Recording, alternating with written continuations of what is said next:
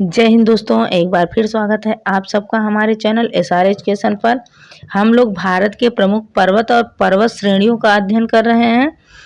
जैसा कि हम हर क्लास में यह बताते हैं आप सबको कि जो भारत के भूगोल का क्लास है, इसको सभी प्रतियोगी परीक्षाओं को ध्यान में रखकर बनाया जा रहा है। और आप लोग एक भी दिन इस क्लास को मिस मत किया करिए, नहीं तो आप लोगों को समझने में दिक्कत आ सकती है। अगर क्लास समझ में आए और अच्छा लगे तो चैनल को सब्सक्राइब, वीडियो को लाइक, कमेंट बॉक्स में कमेंट और वीडियो को अपने दोस्तों के साथ शेयर ज़रूर से ज़रूर कर दिया करिए। तो वीडियो की शुरुआत करते हैं और देख लेते हैं हिमालय पर्वत का विभाजन। जैसा कि हम लोगों ने पहले क्लास में हिमालय पर्वत को 5 भागों में विभाजित किया था, जिसमें से हिमालय पर्वत को 5 भागों में विभाजित किया था, जिसमें से पहला था बृहद हिमालय, दूसरा लघु हिमालय, तीसरा शिवालिक हिमालय, चौथा द्रास अथवा तिब्बत हिमालय और पांचवा पूर्वांचल हिमालय। तो हिमालय पर्वत को 5 भागों में विभाजित करने का मतलब हिमालय पर्वत श्रृंखला के 5 मुख्य भाग, चाहे कह दीजिए 5 भागों में विभाजन, या फिर चाहे इसी को कह दीजिए हिमालय पर्वत श्रृंखला के मुख्य 5 भाग। तो मुख्य 5 भाग कौन कौन से हैं? बृहद हिमालय, लघु हिमालय, शिवालिक हिमालय, द्रास अथवा तिब्बत हिमालय और पूर्वांचल हिमालय। जिसमें से हम लोग बृहद हिमालय, लघु हिमालय 2 हिमालयों का अध्ययन कर चुके हैं। और आज की क्लास में हमको पढ़ना है शिवालिक हिमालय, द्रास हिमालय अथवा तिब्बत हिमालय और तीसरा पूर्वांचल हिमालय। तो चलिए पढ़ लेते हैं शिवालिक हिमालय। ये आ गया उप हिमालय या शिवालिक श्रेणी।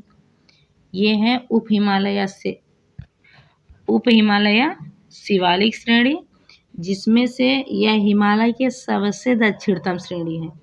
यह उप हिमालय या शिवालिक श्रेणी यह हिमालय पर्वत के एकदम दक्षिणी छोर पर स्थित है एवं इसे चूरिया श्रेणी या बाह्य हिमालय भी कहा जाता है। दक्षिणी बिंदु ये हिमालय पर्वत के दक्षिणी दिशा में स्थित है और इसे चूरिया श्रेणी या बाह्य श्रेणी के नाम से भी जाना जाता है। यह हिमालय पर्वत की दक्षिणतम श्रेणी है, जो लघु हिमालय के दक्षिण में इसके समानांतर पूर्व पश्चिम दिशा में फैली हुई है। ये जो शिवालिक हिमालय है, ये हिमालय पर्वत श्रेणी दक्षिणी श्रेणी है, जो कि लघु हिमालय। इसके पहले हम लोगों ने लघु हिमालय को पढ़ा था, बृहद के बाद लघु हिमालय पढ़े थे। तो लघु हिमालय के दक्षिण पहले बृहद हिमालय था, बृहद हिमालय के नीचे लघु हिमालय था, लघु हिमालय के नीचे आपका शिवालिक श्रेणी है, शिवालिक हिमालय है। तो लघु हिमालय की बात कर रहा है तो लघु हिमालय के दक्षिण में इसके समानांतर, अब लघु हिमालय के दक्षिण में होगा शिवालिक, लघु हिमालय के दक्षिण में है, तो दक्षिण में इसके समानांतर पूर्व पश्चिम दिशा में फैली हुई है। कौन सी श्रेणी? तो आपकी शिवालिक श्रेणी पूर्व से पश्चिम दिशा में फैली हुई है। इसकी औसत ऊंचाई 900 से 1200 मीटर है। औसत ऊंचाई कितना है? तो 900 से 1200 मीटर है। चौड़ाई कितनी है औसत? तो 10 से 50 किलोमीटर। चौड़ाई 10 से 50 किलोमीटर है। इसका विस्तार पाकिस्तान के पोटवार पठार ये हिमालय पर्वत का विस्तार पाकिस्तान के पोटवार पठार, पाकिस्तान में एक पठार है जिसका नाम है पोटवार, तो पाकिस्तान के पोटवार पठार से पूर्व में कोसी नदी तक है। कोसी, जिसको बिहार का शोक कहा जाता है, कोसी नदी, यहाँ तक इसका विस्तार है। गोरखपुर के समीप इसे डुंडवा श्रेणी, गोरखपुर के समीप इसे डुंडवा श्रेणी भी कहा जाता है। गोरखपुर के समीप इसे डुंडवा श्रेणी तथा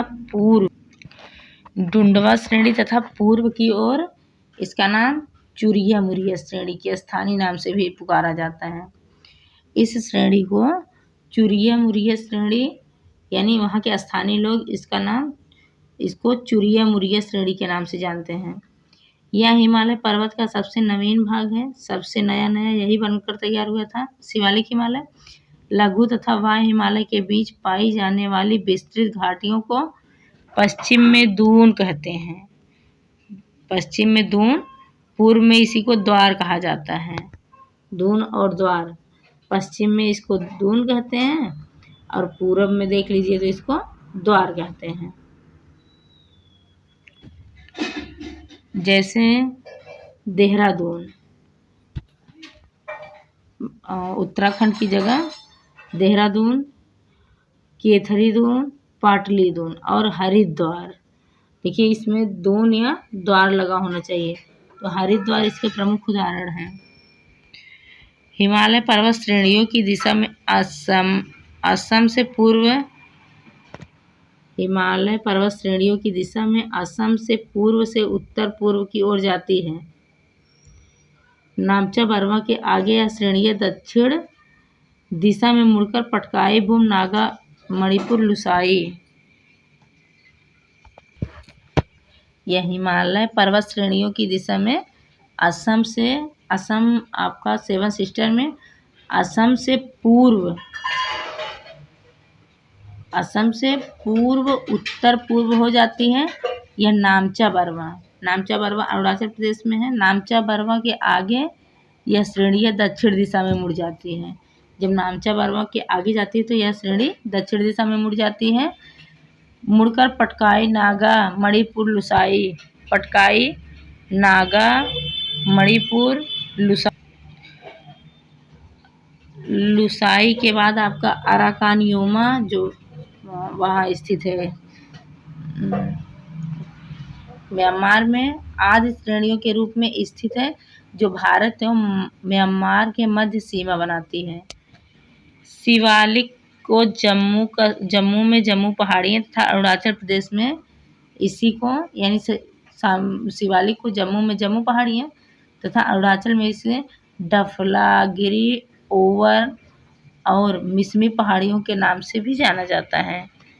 तो शिवालिक को जम्मू कश्मीर में जम्मू पहाड़ियाँ और वहीं अरुणाचल प्रदेश में चला जाएंगे तो डफलागिरी, अबोर और मिसमी पहाड़ियों के नाम से भी जाना।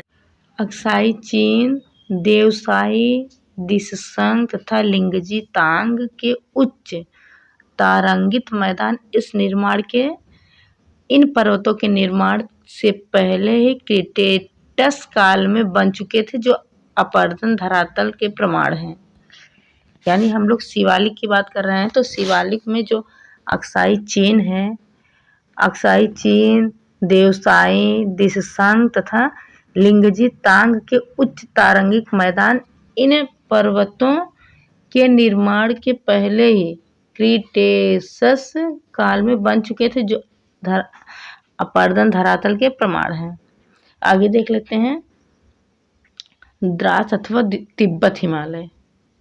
द्रास अथवा तिब्बत हिमालय, तो यह महान हिमालय के उत्तर में उसके समानांतर पूर्व पश्चिम दिशा में फैले हुए हैं। इसकी स्थिति क्या है? तो यह महान हिमालय के उत्तर में उसके समानांतर पूर्व दिशा में फैले हुए हैं। इसका अधिकांश भाग तिब्बत में है, इसीलिए इसे तिब्बत हिमालय भी कहते हैं। ये देखिए तिब्बत हिमालय, तो इसको तिब्बत हिमालय के नाम से किस लिए जाना जाता है? क्योंकि इसका विस्तार तिब्बत में है, अधिकांश भाग तिब्बत में है। इसकी औसत ऊंचाई 3100 किलोमीटर। लद्दाख, जास्कर, कैलाश व काराकोरम इसकी प्रमुख श्रेणियाँ हैं। इस पर्वत की प्रमुख श्रेणियाँ कैलाश है, जास्कर है, लद्दाख है, काराकोरम है और इसकी ऊंचाई 3100 किलोमीटर है। आगे देख लेते हैं, पांचवा देखते हैं। तो पांचवा है पूर्वांचल हिमालय। पूर्वांचल हिमालय में हिमालय के पूर्व में स्थित होने के कारण इसे पूर्वांचल हिमालय कहा जाता था। यानी कि यहाँ से अगर हिमालय शुरू हो रहा है, ऐसे जा रहा है, तो सबसे पूर्व में स्थित जो है उसे पूर्वांचल हिमालय के नाम से जाना जाता है। इन्हें पूर्वी पहाड़ियाँ भी कहते हैं। पूर्व में होने के कारण इन्हें पूर्वी पहाड़ी कहा जाता है। गारो, खासी एवं जयंतिया इसी का हिस्सा है। गारो, खासी, जयंतिया इसी पहाड़ी का हिस्सा है। आगे देख लेते हैं, तो आगे है आपका हिमालय का प्रादेशिक विभाजन।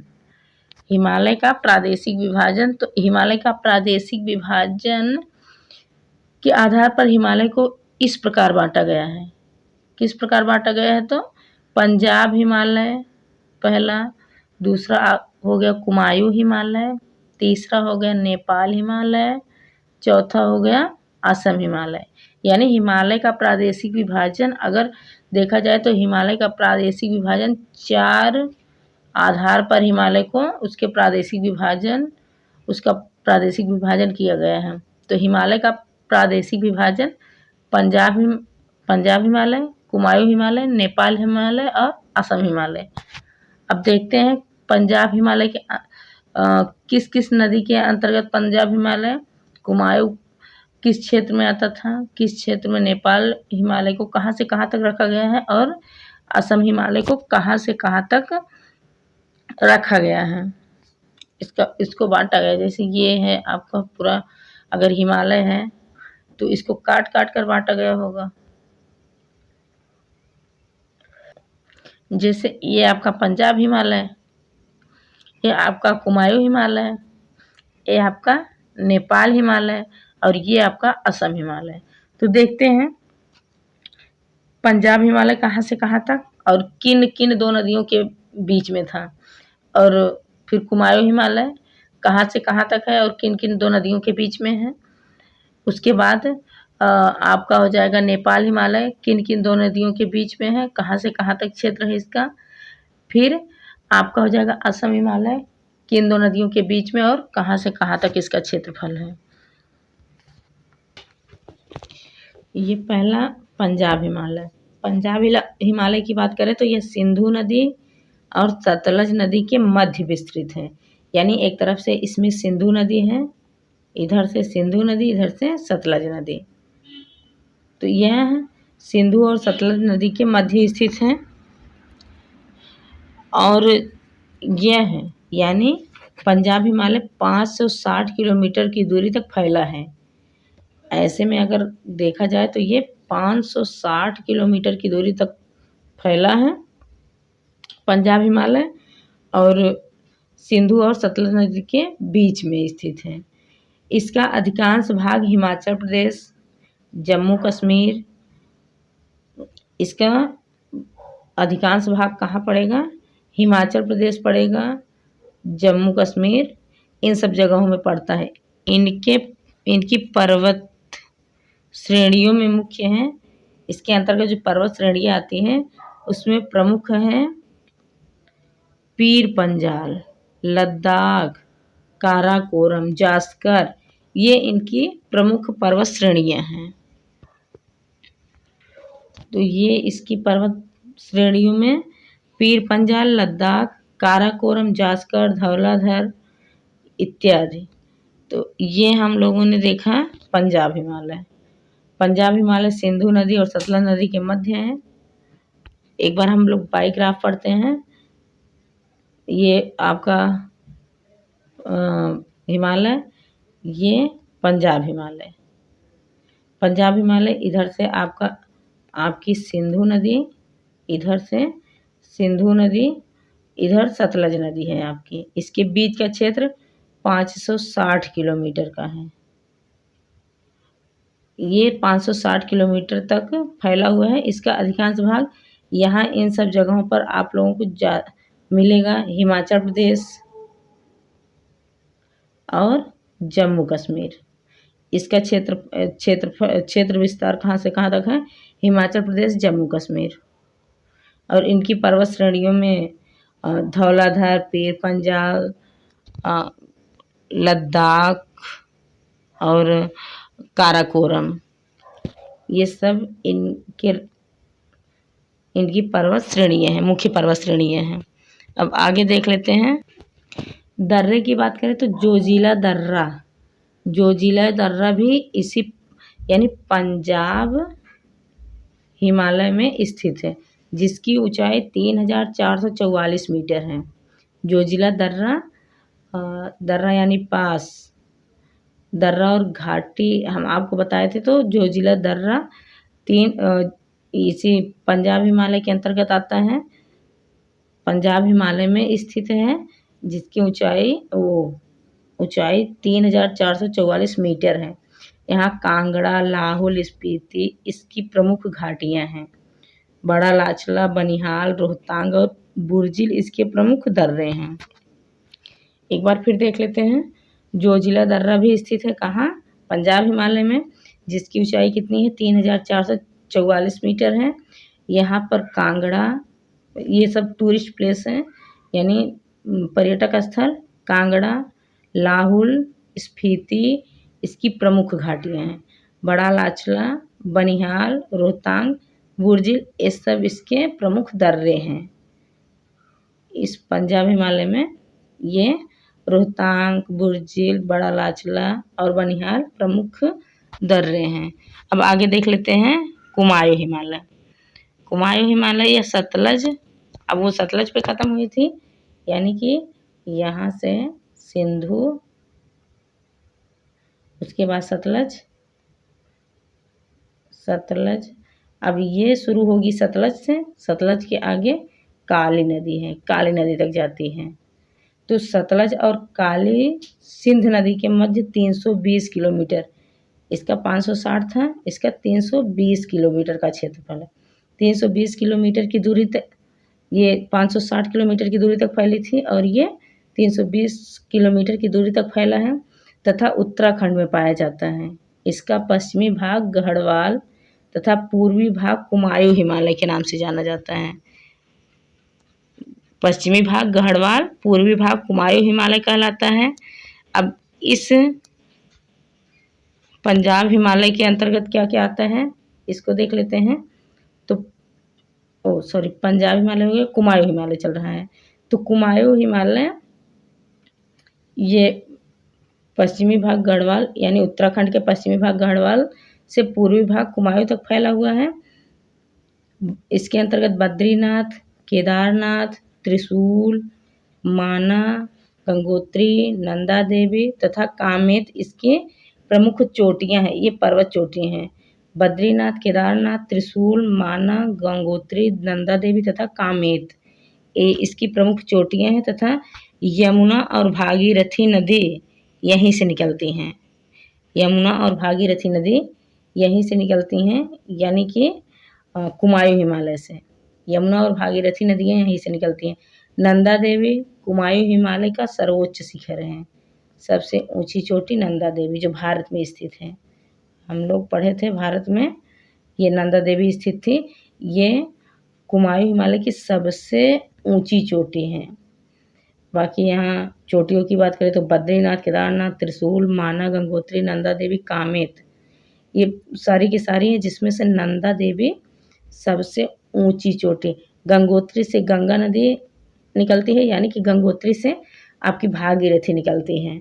भागीरथी जब मिल जाती है अलकनंदा में तो आपका बन जाता है गंगा नदी। वहीं से गंगा नदी का निर्माण होता है। अब यहाँ से आपकी आ रही थी भागीरथी, कहाँ से? गंगोत्री से। इधर से भागीरथी आ रही थी, इधर से आ रही थी आपकी अलकनंदा। दोनों का मिलान होता है तो इस प्रयाग को देवप्रयाग के नाम से जाना जाता है। देवप्रयाग, और यहीं से दोनों की गहराई सेम हो जाती है। गंगोत्री से जो भागीरथी निकली है उसकी भी, और इधर से अलकनंदा जो आ रही थी उसकी भी, दोनों की गहराई बराबर। तो यहाँ से ये नदी जब आगे बढ़ती है तो इसी को गंगा नाम दे दिया गया है। और गंगा नदी किन दो नदियों से मिलकर बनी है? तो इधर से आपका भागीरथी, इधर से आपका अलकनंदा। और कुमायूं का सबसे सर्वोच्च शिखर तो नंदा देवी। आगे देख लेते हैं। आगे है नेपाल हिमालय। नेपाल हिमालय, तो नेपाल हिमालय के बारे में पढ़ लेते हैं। यह हिमालय का सबसे ऊंचा भाग है, यानी यह हिमालय का सबसे ऊंचा भाग है और यहाँ सबसे ऊंची चोटियाँ पाई जाती है। नेपाल में यह हिमालय का सबसे ऊंचा भाग है और यहाँ सबसे ऊंची चोटियाँ पाई जाती हैं। यह है काली नदी और तीस्ता नदी के बीच लगभग 800 किलोमीटर तक फैला है। 800 किलोमीटर तक फैला है। सबसे पहले सिंधु और सतलज पढ़े थे, उसके बाद सतलज और काली पढ़े, उसके बाद अब काली के बाद तीस्ता, यानी सतलज सिंधु और सतलज के बीच में आपका मिला था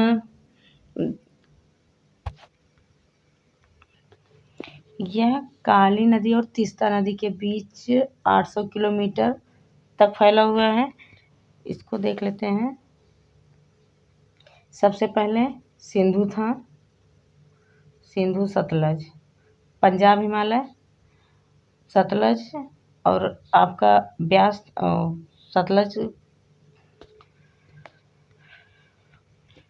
सतलज के बाद काली नदी थी, काली नदी, तो यहाँ से यहाँ तक पंजाब, यहाँ से यहाँ तक आपका कुमायूं हिमालय। अब काली से तीस्ता है, काली से तीस्ता के बीच में ये आपका हो जाएगा नेपाल हिमालय।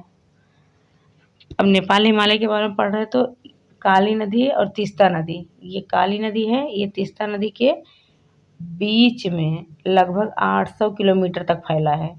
माउंट एवरेस्ट, कंचनजंगा, मकालू, धौलागिरी, जितने भी ऊंचे ऊंचे पर्वत शिखर हैं सारे के सारे इसके अंतर्गत आएंगे। एवरेस्ट, कंचनजंगा, मकालू, धौलागिरी तथा अन्नपूर्णा इसकी प्रमुख चोटियां हैं। अब आगे पढ़ लेते हैं तो असम हिमालय है, चौथा असम हिमालय, चौथा और लास्ट वाला असम हिमालय है आपका। तो यह तीस्ता और दिहांग नदी के बीच, दिहांग यानी ब्रह्मपुत्र नदी, दिहांग को ब्रह्मपुत्र के नाम से भी जाना जाता है। दिहांग और ब्रह्मपुत्र नदी के बीच 720 किलोमीटर लंबे भाग में फैला है। कुला, इसके अंतर्गत कुला, कांगड़ी, चुमलहारी, कोबस, जांग, सांगला, पैहुनी और नामचा बरवा, नामचा बरवा पर्वत है जो अरुणाचल प्रदेश में स्थित है। तो नामचा बरवा इसकी प्रमुख चोटियां हैं। नागा, मिजो, मणिपुर, खासी, मिकिर आदि इसकी प्रमुख पहाड़ियां हैं। मिजोरम में मिजो, मणिपुर मणि, खासी, मिकिर ये सब पहाड़ियां हैं। इस भाग में दिहांग, दिबांग, लोहित, दिहांग तो ये है, दिहांग ब्रह्मपुत्र, दिहांग की सहायक नदी दिबांग, दिबांग, लोहित, ब्रह्मपुत्र आदि नदियां निकलती हैं। ब्रह्मपुत्र, इसी को ब्रह्मपुत्र के नाम से जाना जाता है असम में, और असम में अरुणाचल प्रदेश में इसी को ब्रह्मपुत्र के नाम से जाना जाता है। तो दिबांग, लोहित आदि नदियां कहाँ से निकलती हैं? तो ये आपका असम हिमालय से निकलती हैं। अब हम इसको एक बार मैप पर देख लेते हैं, उसके बाद हमारा सारा क्लियर हो जाएगा। सबसे पहले इस मैप को देखते हैं। ये है पंजाब हिमालय, कुमायूं हिमालय, नेपाल हिमालय और असम हिमालय। इसमें आपको एकदम स्पष्ट समझ में आ रहा होगा कि कहाँ से कहाँ तक पंजाब हिमालय है। ये है जम्मू कश्मीर से हिमाचल प्रदेश, इसके बीच में आ रहा है। उसके बाद दूसरे नंबर पर कुमायूं हिमालय पढ़े तो कुमायूं हिमालय ये देखिए उत्तराखंड है, उत्तराखंड से उत्तर प्रदेश ये यहाँ आ रहा है। उसके बाद नेपाल हिमालय, तो नेपाल हिमालय ये देखिए नेपाल, सिक्किम, भूटान वाला क्षेत्र, इसमें नेपाल हिमालय में आ रहा है। उसके बाद है चौथा असम हिमालय। ये मैप आपको समझ में आ गया। अब ले चलते हैं आपको दूसरी मैप की तरफ और उसमें थोड़ा सा और डिटेल में समझाते हैं। ये है, तो ये देखिए यहाँ से यहाँ तक आपका हो गया पंजाब हिमालय। तो यहाँ से यहाँ तक सिंधु नदी एवं सतलुज नदी के मध्य है। ये सतलुज और सिंधु नदी के बीच का क्षेत्र है। और इसके बाद यहाँ से यहाँ तक पंजाब से के बाद कुमायूं हिमालय है। तो सतलज नदी यहाँ तक थी, सतलज के बाद आपकी यहाँ काली नदी हो गई। तो सतलुज और काली के बीच कुमायूं हिमालय है। अब कुमायूं हिमालय के बाद आपका मिलेगा नेपाल हिमालय। तो यहाँ पर आपको मिली काली नदी और तीस्ता नदी के बीच आपका नेपाल हिमालय हो जाएगा। तो नेपाल हिमालय काली नदी और तीस्ता नदी के बीच हो जाएगा। अब तीस्ता और ब्रह्मपुत्र नदी के बीच, यहाँ तीस्ता थी, यहाँ ब्रह्मपुत्र नदी, तीस्ता और ब्रह्मपुत्र नदी के बाद नदी के बीच आपका असम हिमालय हो जाएगा। ये है हिमालय का प्रादेशिक विभाजन। और ये असम हिमालय सबसे अधिक वर्षा वाला क्षेत्र है। यहीं पर आपका मासिनराम है, मेघालय, चेरापूंजी, मासिनराम असम हिमालय में ही स्थित हैं। एक मैप और आपको दिखाते हैं। ये देखिए इसमें आपका ये सिंधु नदी है, ये सतलज नदी है। इन दोनों के बीच वाला क्षेत्र पंजाब हिमालय, जिसका क्षेत्रफल कितना है 560 किलोमीटर। और ये सतलज, ये काली नदी है। ये सतलज और काली नदी के बीच में कुमायूं हिमालय, जिसका क्षेत्रफल 320 किलोमीटर है। अब काली नदी और तीस्ता नदी ये है। काली नदी और तीस्ता नदी के बीच में नेपाल हिमालय, जिसका क्षेत्रफल 800 किलोमीटर है। तीस्ता और ये है आपका दिहांग या फिर ब्रह्मपुत्र। तीस्ता और दिहांग नदी के बीच आपका असम हिमालय है। असम हिमालय, जिसका क्षेत्रफल 720 किलोमीटर है। ये है आपका हिमालय का भौगोलिक विभाजन।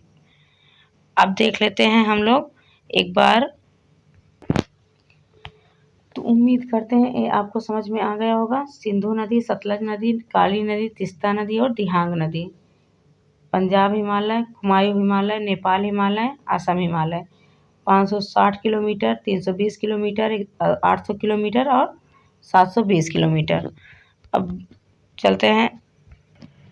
अब आप लोगों को दिखाते हैं एक ब्लैंक मैप और इसमें भरना है हम लोगों को।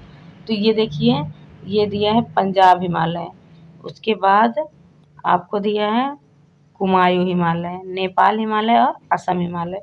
अब इसमें इसकी कहाँ से कहाँ, किस नदी से किस नदी तक है, ये कहाँ से कहाँ तक है इसका क्षेत्रफल, इसका क्षेत्रफल कहाँ से कहाँ तक, असम हिमालय का क्षेत्रफल कहाँ से कहाँ तक है, और ये कितना एरिया कवर कर रहा है, किन किन दो नदियों के बीच में स्थित है, ये देख लेते हैं। तो ये देखिए, ये सबसे पहले हमें मिला था सिंधु नदी, उसके बाद ये वाली आपकी सतलज नदी। तो इसके बीच वाला क्षेत्रफल पंजाब हिमालय, जो पूरा कितना एरिया कवर कर रहा था, तो 560 किलोमीटर का, 560 किलोमीटर। और अब देखिए, पंजाब के बाद कुमायूं है, यहाँ सतलज नदी, यहाँ सिंधु नदी, इधर सतलज नदी। अब सतलज और ये वाला सतलज और काली नदी होगी, यहाँ काली नदी के बीच का एरिया है काली नदी। अब सतलज और काली नदी के बीच कुमायूं हिमालय का क्षेत्रफल 320 किलोमीटर, 320 किलोमीटर। अब कुमायूं के बाद आ गया आपका नेपाल हिमालय, ये काली नदी है, तो यहाँ आपकी मिल जाएगी तीस्ता नदी। काली और तीस्ता के बीच में नेपाल हिमालय है, इसका क्षेत्रफल है 800 किलोमीटर। सबसे लंबा क्षेत्रफल नेपाल हिमालय का है, 800 किलोमीटर। अब तीस्ता और यहाँ मिल जाएगा आपका दिहांग नदी यानी ब्रह्मपुत्र नदी, दिहांग या ब्रह्मपुत्र नदी। तो इन दोनों नदियों के बीच का क्षेत्रफल असम हिमालय। असम हिमालय की इसका क्षेत्रफल कितना है, तो इसका क्षेत्रफल है 720 किलोमीटर। सबसे लंबा क्षेत्रफल नेपाल हिमालय, उसके बाद असम हिमालय, फिर जाकर पंजाब हिमालय, उसके बाद आपका कुमायूं हिमालय। तो सबसे छोटा क्षेत्रफल की दृष्टि से कुमायूं हिमालय और सबसे बड़ा असम नेपाल हिमालय। तो ये था हमारा भारत का भौगोलिक विभाजन। भारत का भौगोलिक विभाजन नहीं, हिमालय पर्वत का भौगोलिक विभाजन। हिमालय पर्वत को हम लोग 4 तरह से उसका भौगोलिक विभाजन किए थे, पंजाब हिमालय, कुमायूं हिमालय, नेपाल हिमालय और असम हिमालय। उम्मीद करते हैं यह क्लास आपको समझ में आया होगा। अगर क्लास समझ में आया है तो प्लीज़ चैनल को सब्सक्राइब, लाइक, कमेंट बॉक्स में कमेंट और साथ ही साथ अपने दोस्तों के साथ शेयर करना ना भूलें। मिलते हैं अगले क्लास में, तब तक के लिए जय हिंद, जय भारत।